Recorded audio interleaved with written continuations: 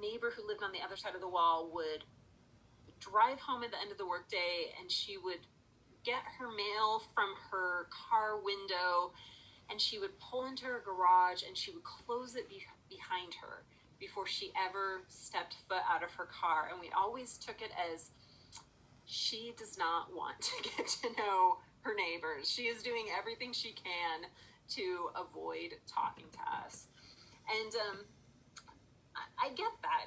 Sometimes we worry that if we get to know our neighbors, they might make demands on our time that we're worried about, or that there will be some awkwardness. Sometimes neighbors can be difficult. I have been blessed to have mostly good neighbors, but there's certainly horror stories out there of, neighbors whose dogs bark all night, and neighbors who make life uncomfortable. I think a great starting point for getting to know your neighbors is simply to make it something joyful.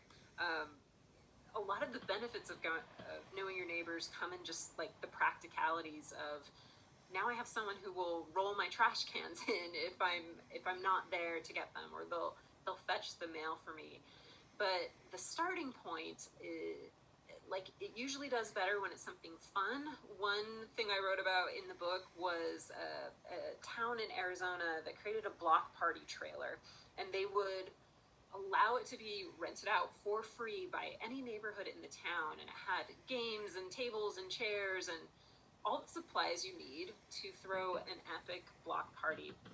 And I love that idea of getting to know your neighbors around something fun. I've written about neighborhoods that do front yard Fridays, where every Friday, in the summer, we're all going to be out in our driveways and on our front lawns, or, in a designated neighborhood spot from 7 to 9, and we just get to know each other socially. I think we've stopped thinking of neighbors as people we actually want to know and spend time with.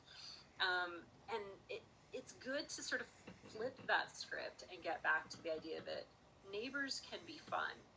And I think food is always a good entry point as well.